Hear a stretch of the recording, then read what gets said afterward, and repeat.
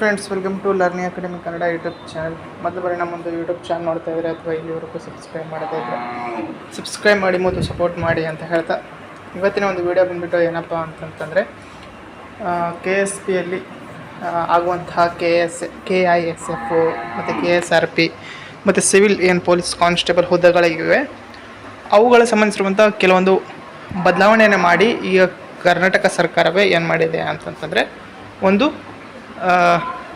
ನೋಟಿಫಿಕೇಷನ್ನ ಏನು ಮಾಡಿದೆ ಅಂತಂದರೆ ಬಿಡುಗಡೆ ಮಾಡಿದೆ. ಅದರಲ್ಲಿ ಏನೆಲ್ಲ ಬದಲಾವಣೆ ಆಗಿದೆ ಮತ್ತು ನೋಟಿಫಿಕೇಷನ್ ಬಗ್ಗೆ ಏನು ಚೇಂಜಸ್ ಆಗಿದೆ ಎಂಬುದನ್ನು ನೋಡ್ತಾ ಹೋಗೋಣ ಸ್ನೇಹಿತರೆ.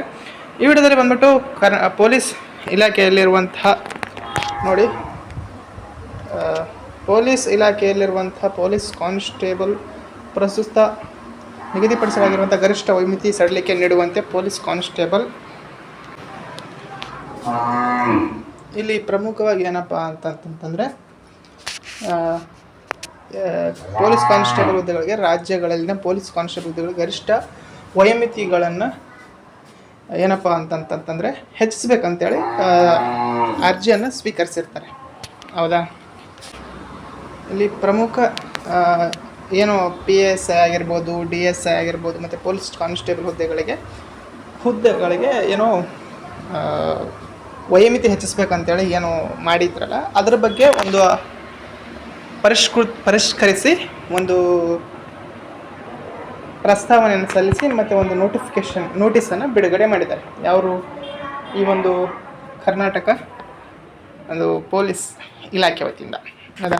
ಇದರಲ್ಲಿ ಏನಿದೆ ಅಂತಂತ ನೋಡೋದಾದರೆ, ಮೊದಲನೇದಾಗಿ ಬಂದುಬಿಟ್ಟು ಕರ್ನಾಟಕ ರಾಜ್ಯ ಪೊಲೀಸ್ ಇದರ ಇಲಾಖೆಯಲ್ಲಿರುವಂಥ ಸಶಸ್ತ್ರ ಪೊಲೀಸ್ ಕಾನ್ಸ್ಟೇಬಲ್ ಮತ್ತು KSF, KSRP, IRB ಮತ್ತು FPB ಹಾಗೂ ನಿಸ್ತಂತು ಘಟಕಗಳ ಪೊಲೀಸ್ ಕಾನ್ಸ್ಟೇಬಲ್ ವೃಂದದ ಹುದ್ದೆಗಳ ನೇರ ನೇಮಕಾತಿಯಲ್ಲಿನ ವಿಧಾನ ಮತ್ತು ಅರ್ಹತೆಗಳನ್ನು ಕೆಳಕಂಡಂತೆ ಏನು ಮಾಡಿದ್ದಾರೆ ಅಂತಂದರೆ ಪರಿಷ್ಕರಿಸಿದ್ದಾರೆ.